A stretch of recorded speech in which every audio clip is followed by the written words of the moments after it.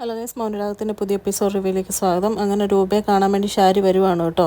ഷാരി ചെയ്ത കാര്യത്തിനൊക്കെ മാപ്പ് പറയുന്നുണ്ട്. രൂപയാണെങ്കിൽ ഭയങ്കര കലിപ്പിലാണ്. പുള്ളിക്കാരി എണ്ണി പുള്ളിക്കാരിയുടെ ജീവിതത്തിൽ 25 വർഷം കളഞ്ഞതും ഭർത്താവിനെ അകറ്റി നിർത്തിയതും ഭർത്താവിൻ്റെ കൂടെ മക്കൾ പോയപ്പം മക്കളെ അകറ്റി നിർത്തിയ കാര്യമൊക്കെ ഷാരിയോട് പറയുന്നുണ്ട്. എന്നിട്ട് പറയുന്നുണ്ട്, രാഹുൽ അങ്ങേരെ എൻ്റെ ചേട്ടനെ പോയത് എൻ്റെ ജീവിതത്തിൽ ഏറ്റവും വന്ന് പറ്റ് എന്നൊക്കെ പറഞ്ഞിട്ട് രൂപ പറയുന്നുണ്ട്. അങ്ങേരെ ഞാൻ എല്ലാത്തിലും കൂടുതൽ വിശ്വസിച്ചു.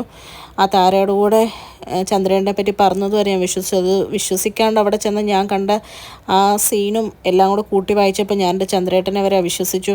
അതുവരെ അങ്ങേര് മുതലെടുത്തു. അങ്ങേര് എൻ്റെ മകനെ സ്നേഹിച്ചതുപോലും സരുവിനെ കെട്ടി സ്വത്തുക്കൾക്ക് വേണ്ടി അല്ലേ എന്ന് ചോദിക്കുമ്പോൾ ശരി എല്ലാം സമ്മതിക്കുകയാണ് കേട്ടോ. ചെയ്തു പോയ തെറ്റിനെല്ലാം പുള്ളിക്കാരി മാപ്പ് പറയുന്നുണ്ട്. എന്നിട്ട് പറയുന്നുണ്ട്, ഞാൻ അങ്ങനെ തല എൻ്റെ ഇതെല്ലാം കൂടെ മാനസികാവസ്ഥ കൊണ്ട് അടിച്ചു പൊട്ടിച്ചതെന്ന് പറയുമ്പോഴേക്കും രൂപ പറയുന്നുണ്ട്, അത് അടിച്ചു പൊട്ടിക്കേണ്ടത് ഞാനായിരുന്നു.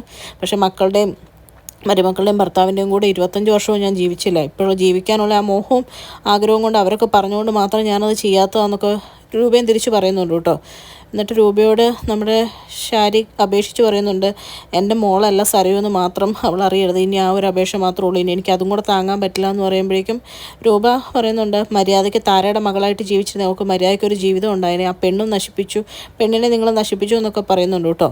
പിന്നെ കാണിക്കുന്ന പ്രകാശന് നമ്മുടെ അമ്മൂമ്മ കാപ്പി ഇട്ടുകൊണ്ട് വരുന്നുണ്ട്. എന്നിട്ട് പറയുന്നുണ്ട്, മരുന്നിനും എല്ലാത്തിനും നാളെ തൊട്ട് അവിടെ പോകുമ്പോൾ കാശ് കിട്ടുമല്ലോ, ഞാൻ രാവിലെ നിൻ്റെ ഫുഡൊക്കെ ഉണ്ടാക്കി വെച്ചിട്ട് പൊക്കോളാം എന്നൊക്കെ പറഞ്ഞ് ഇങ്ങനെ ഇരിക്കാൻ നേരത്ത് ഇങ്ങനൊരു അവസ്ഥ നമുക്ക് വന്നല്ലോ അമ്മയെന്നും പറഞ്ഞ് പ്രകാശൻ സോണിയെയും കല്യാണിയും ശരണ്യയും ഒക്കെ ഇങ്ങനെ പറയുകയാണ്, എല്ലാവരെയും ഞാൻ നശിപ്പിക്കും എന്നൊക്കെ പറയുമ്പോഴും മുത്തശ്ശിക്കൊരു മാറ്റമുണ്ട് കേട്ടോ. പുള്ളിക്കാരി പറയുന്നുണ്ട്, വേണ്ടട പ്രകാശ്, അവരുടെ കൂടെ ദൈവമുള്ള നമ്മൾ എന്ത് ചെയ്തിട്ടും കാര്യമില്ല എന്ന് നിനക്ക് മനസ്സിലായില്ല എന്ന് ചോദിക്കുമ്പോഴും പ്രകാശം പറയുന്നുണ്ട്, അമ്മ തന്നെയാണോ ഈ പറയുന്നതെന്ന് പറഞ്ഞിട്ട് വിക്രത്തെ കാണാൻ വേണ്ടി ജയിലിൽ ചെല്ലുവാണ് കേട്ടോ.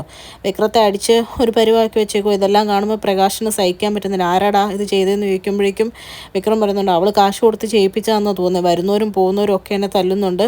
എന്നിട്ട് പറയുന്നുണ്ട്, ഞാൻ പുറത്തിറങ്ങി കഴിഞ്ഞാൽ അവളെ നശിപ്പിക്കും എന്നൊക്കെ പറഞ്ഞ് ഭയങ്കരമായിട്ട് വെല്ലുവിളിക്കുമ്പോഴേക്കും അവളെ കൊല്ലും എന്നൊക്കെ പറയുമ്പോഴേക്കും പ്രകാശം ചോദിക്കുന്നുണ്ട്, എന്നിട്ട് എന്തിനാടാ ഇനി നീ ജയിലിൽ വന്ന് കിടക്കാനോ, ഇനി ഞാനത് കാണണോ, ഇത് കണ്ടിട്ട് എനിക്ക് സഹിക്കാൻ പറ്റുന്നില്ല എന്നൊക്കെ പ്രകാശം പറയുന്നുണ്ട്. പക്ഷേ പ്രകാശിൻ്റെ ഉള്ളിൽ നല്ല ദേഷ്യമുണ്ട്.